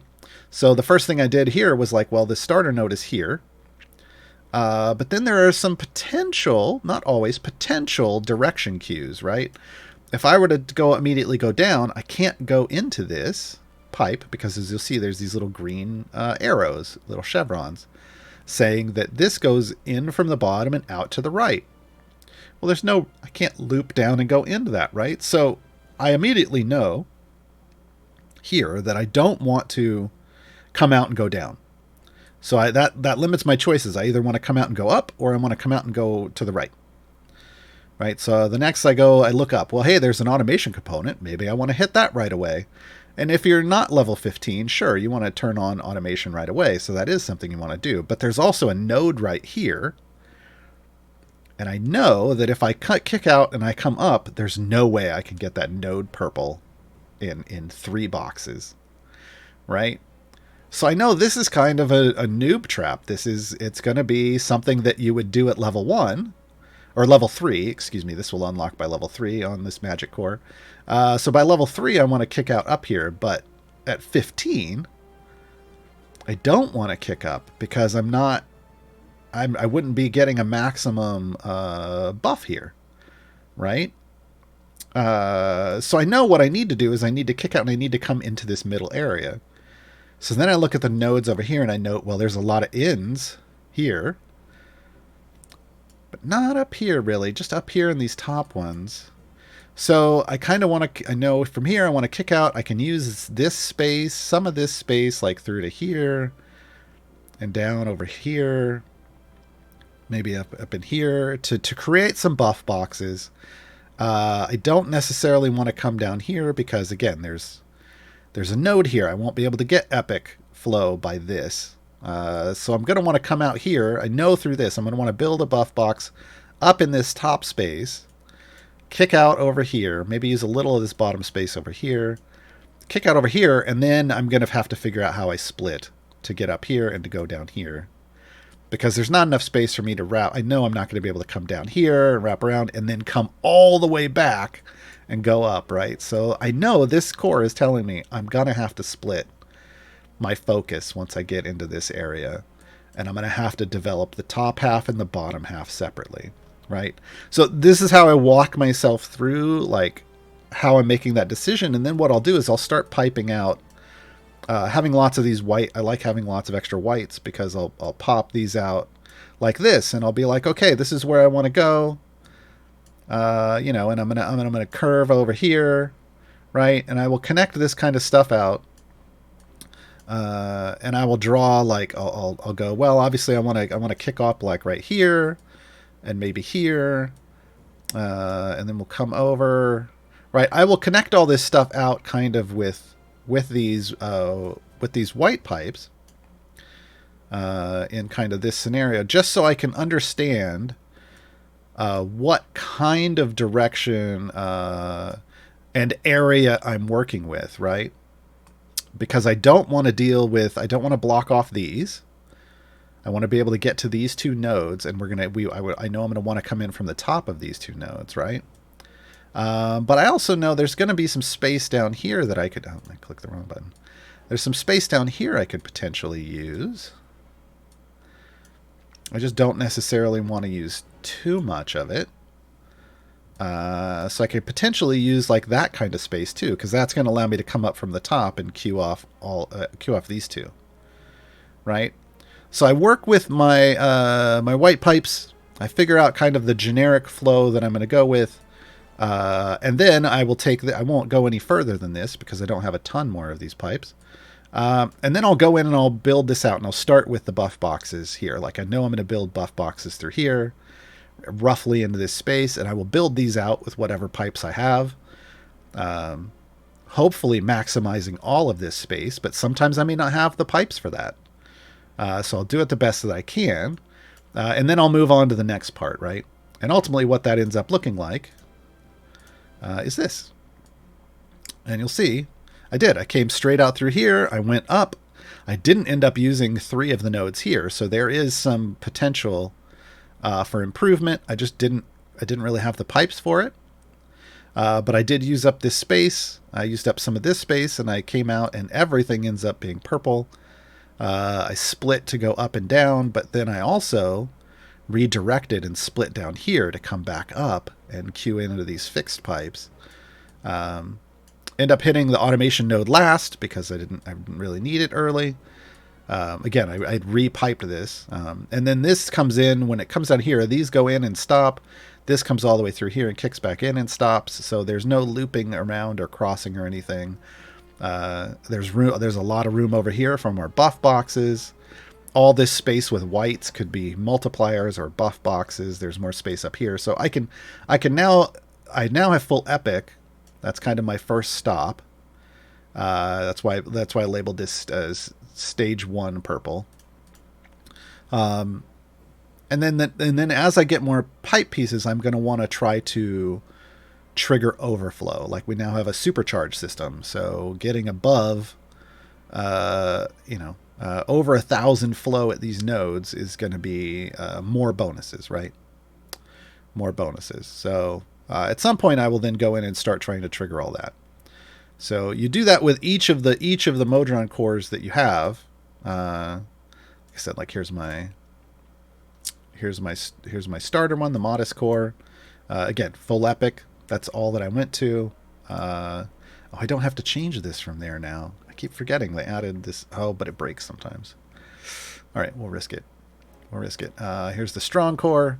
There is some overflow here, but it's in the stuff that I don't know. I had just figured like, hey, let's see what kind of flow I could get to. So this one isn't full epic. This has some overflow, but some of it's wasted. Like this is gold fine that doesn't overflow. But yeah, just trying to figure it out. Figure out the flow and how to optimize the flow is kind of the first bit. And then you can always upgrade your pipes later. You're not going to get full epic until you're like, usually you're not going to get full epic flow as you're leveling your core until you're maybe in the level 8 to 10 range, when you'll get enough open space to build and you'll get enough pieces to build buff boxes. But you know, everybody plays a little differently, right? But yeah, I think I did a tutorial show recently on that one when the Magic Core came out. So if I might go back and you might check the YouTube, because I think I literally did that. I can't remember if that was during Gar Week or not. That might have been during Gar Week, and that might not have ended up on the YouTube. But you might check the YouTube anyway. Either GG2E when I did, and see if when I piped out that Magic Core is on there, because I piped the whole thing on stream. So, but again, I haven't gotten too much into supercharging, and that's going to require a whole other level of optimization. So. The Lurking Rider, what bardic inspiration songs would you most like to hear performed live? Oh, look, I don't even try to think about that kind of stuff, because live feels so far away. Man, I don't know. There's what, like 70 questions or 70 songs? There's if you count the theme songs, there's over 70 songs. So I guess the number one I'd like to hear is my own theme song, right? I mean, come on. I can be a little selfish and say I'd like to hear Garwa's Guide to Everything live. That'd be nice. But beyond that, I don't know. It would be interesting. I mean, it depends. Like, is live just Jason playing acoustically? If it's with a full band, like a fully produced, I would love to hear some of the songs that we had that aren't on albums fully produced live. Absolutely. Because why not? Why not? Silly Simon, you got lots of components. Are you saving them for the influx of cores? Sort of. It's more that I haven't dove headlong into supercharging yet to try to maximize anything. So yeah. So they're just kind of waiting. And they have talked a lot about adding more cores. So yeah, like adding more cores than there are parties. They've talked about that. So and I know you can do the thing where, like I just showed you can save and load cores. If you have limited pipes, one of the game hacks you can do is clear out the pipes from all your cores, and then just pipe one as best as you can, save it, and label it in a way that makes you know that this is all the pipes, right? Then clear it out and do that for each core, and then you can just pop in a max flow setup anytime you really need to push with a core that uses all of your potentially, all the major pieces, instead of what I'm done, which is pipe them all out so that they're full epic all the time, even though I'm not using most of them, right? Yeah, so there's stages you can go through as you get more and more pipes.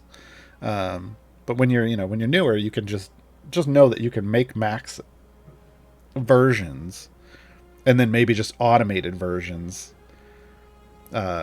using like white pipes so that you're not affecting the other cores. Yeah, I mean, there's ways you can play with that, but for right now, they're just kind of getting stored up. Lurking Random, my first question was more about what champion content creators. Oh, that's different. Oh, I get. Okay, what champions content creators would like to see dealing with the events of the Black Pits? Oh, okay. Ooh. Like, so people playing characters. I mean, I feel like there's a lot.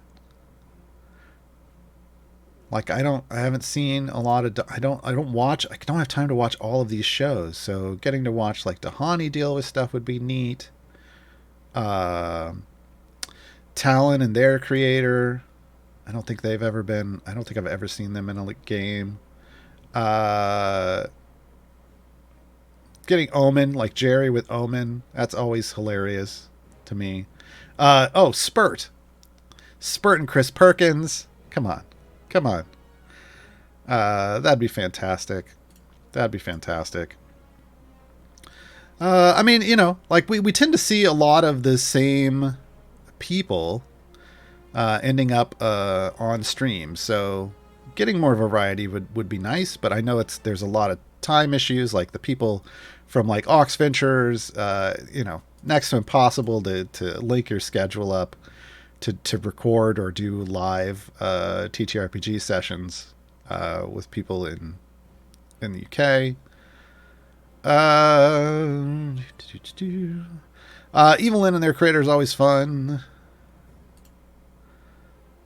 I'd love to see Gosrick, excuse me, in a live play. Always, anytime I can see Vivka playing Black Viper, because she always does like the full costume, because she was the official cosplay Black Viper. And the outfit's amazing. And when they did a crossover, when they showed up on Dice Camera Action, I always tell people, if you're going to watch like one live play episode without it, you don't even have to watch the rest of the show. Just go watch. There was one live play that they did without a table at all and with no dungeon master.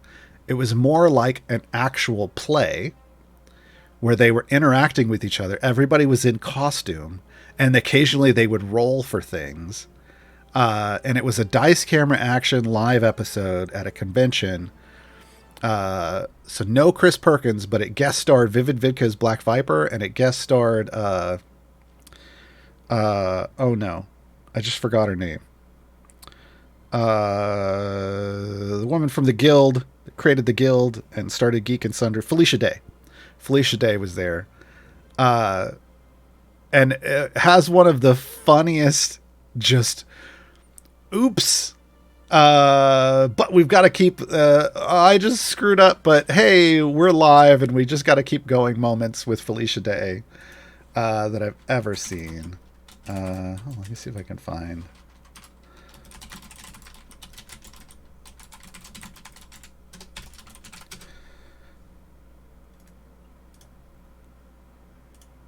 There it is. I'm going to put it in chat. Make some time to go watch that, folks. It's less than 2 hours. It was at TwitchCon. But I don't think they were all in costume. They had a bunch of guests. So those are just two of the guests, but they had a lot of guests. And it was just fantastic. So I would love to see, anyway, I would love to see Vivid Vivka portray Black Viper more, because they do such a great job. At it. Yeah, but I mean, obviously, if we could see the Ox Ventures play stuff, or even the Heroes of Erois, it's just more difficult to make that happen.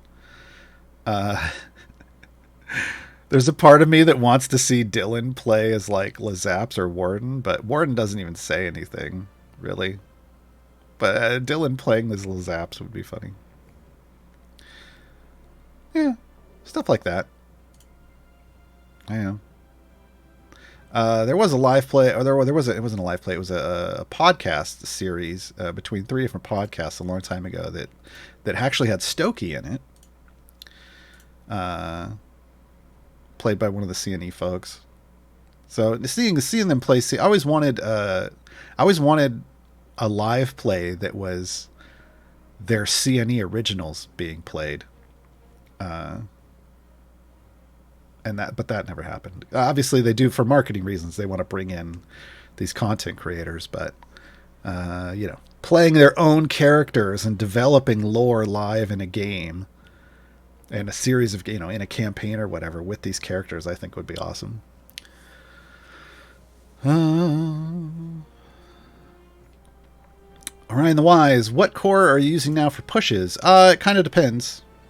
It just depends. It always kind of has. I always start off with a speed core and push as far as I can. And then depending on the DPS, I switch around. So the Modest core is still what I'll go to for like Zorbu, which actually was what pushed me furthest in the event. Nahara's formation layout. Oddly enough, I was shocked. Strong core, if I'm running like Krond, Magic, could potentially be for Krond. Here's the difference though. Magic core, I have been testing out with Ashara and Krond. And it works great until enemies hit my tank.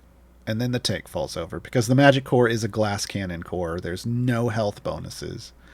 And the tanks just kind of fall over. So sometimes it actually ends up being better. I try them all out. Sometimes it's better for me to use these others to get the health and thus get the build-up bonuses of enemies on the tanks to push further. So I try different things right now. Again, I don't have supercharging active really in anything but the strong core, only on a couple nodes. So things are going to change as I do that.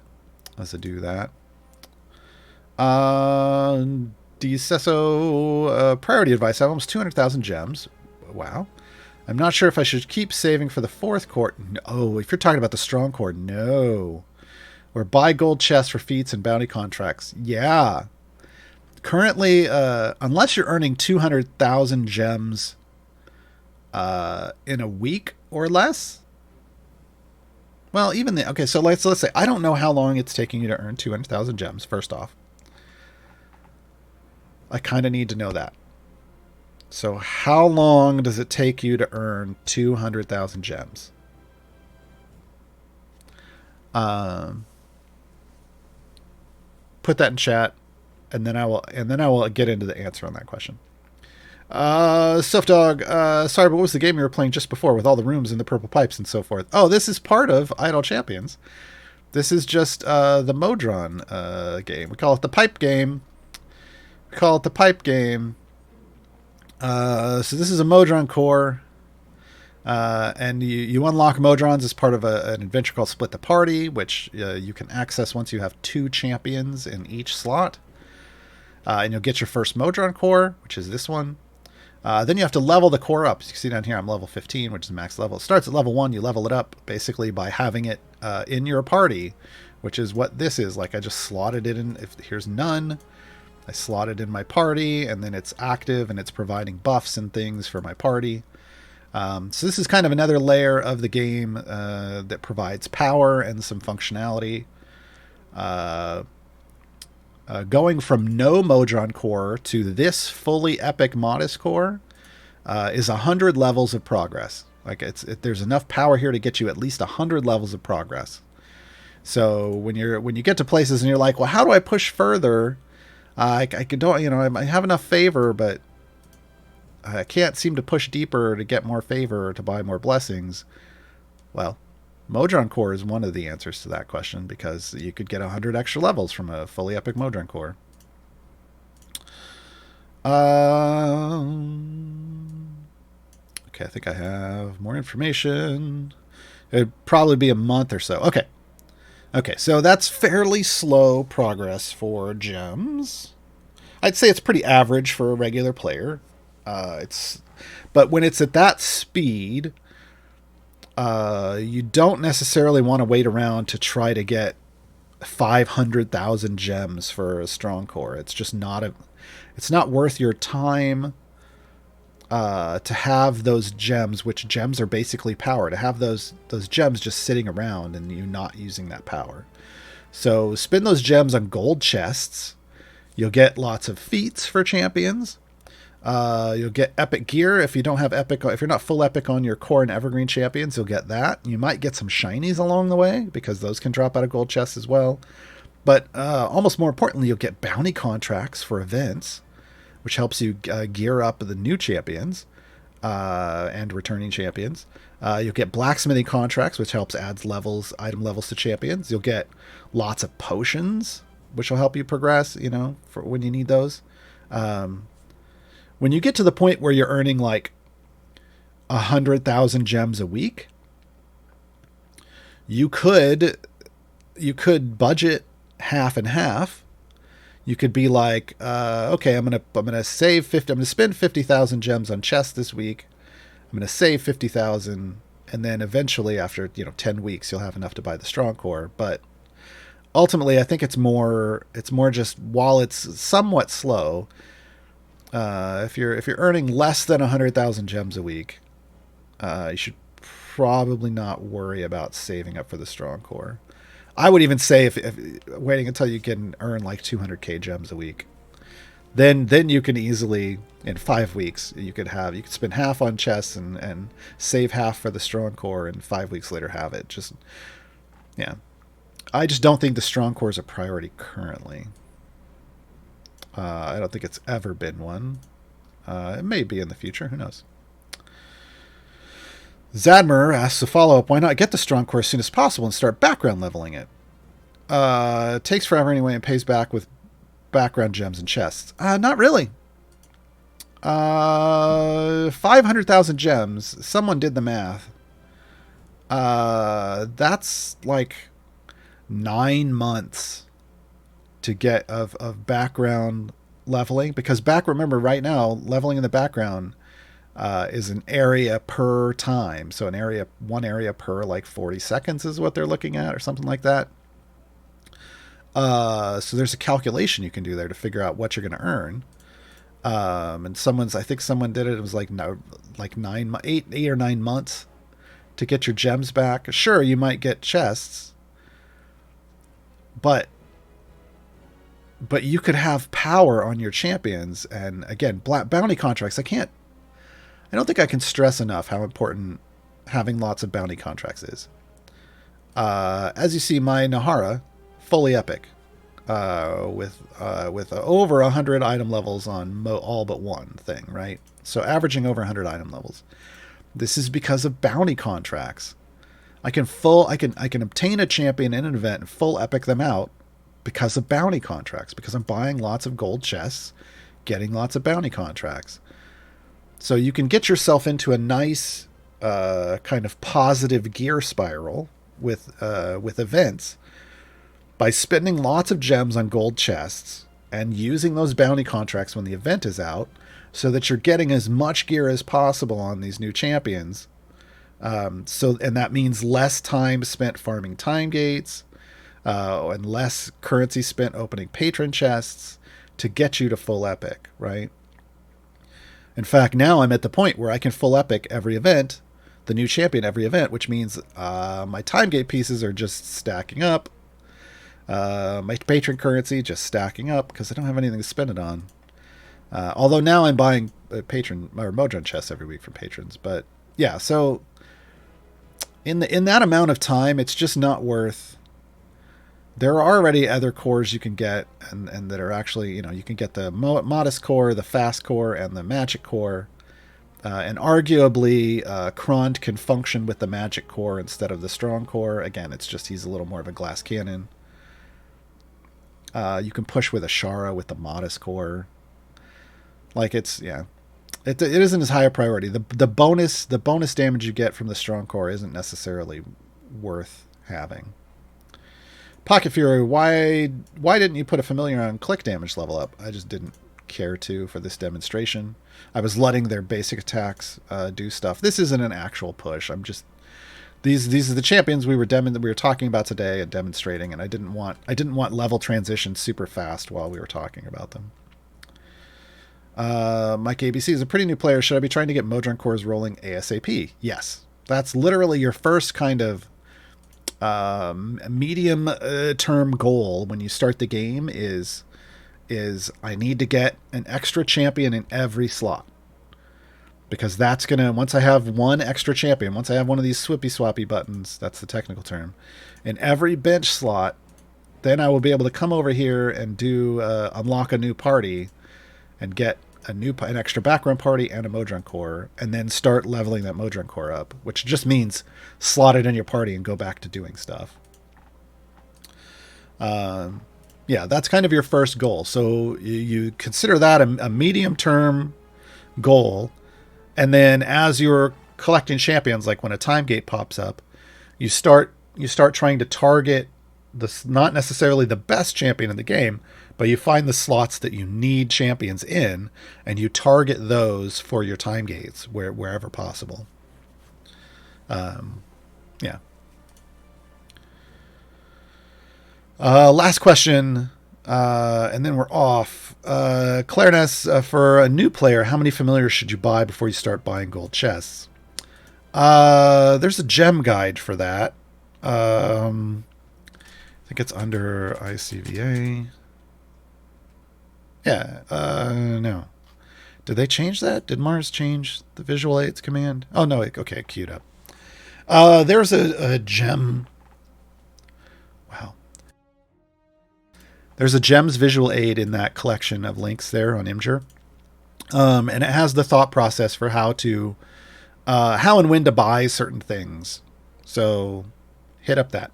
That's going to be all for today, folks. Thanks for hanging out. I believe this ends the streams for Idle Champions for the weekend. But I will be back. Oh, jeez, hold on.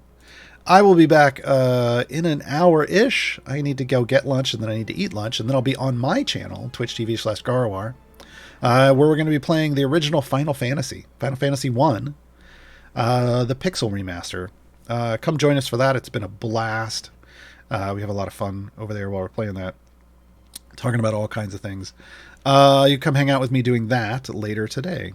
The song we're going out on is the original Deacon's Tale of Doom from Bardic Inspiration. Bye, everybody. Have a great weekend.